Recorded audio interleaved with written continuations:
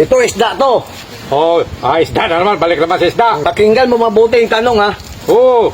Anong isda ang iniinom? Isda, iniinom. Ano ba? Alak? May baon bang alak yung isda? Bakit Isda na iniinom yan. iniinom na isda? Nakakataba rin yan, mataba rin yan.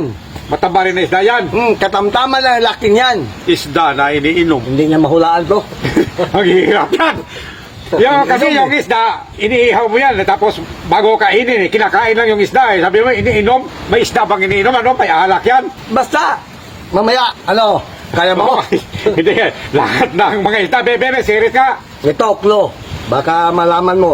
Marami sa tindahan yan. Oo nga eh. Kaya sa daanan, dami niyan. Kaya pangpulutan lang yung isda, pangulam eh. Iniinom nga yung tanong eh. Oh, Sige ko nga eh, sirit nga eh. ito, karamihan to, pinupulutan. Pinupulutan? Milk fish, yung bangos ba? Oh, milk fish, oh, bangos. Milk fish. Oh, iniinom yan. Sige. Milk na eh. Oh, bakit yung milk, iniinom mo kinakain? Iniinom yung milk. Ay, Milk fish pala. oh, okay na okay yan, milk fish eh. Akala ko kung ano na yung isda na iniinom kasi pagkalam ko sa isda, pulutan lang eh, at saka pangulam eh. Iniinom pa pala.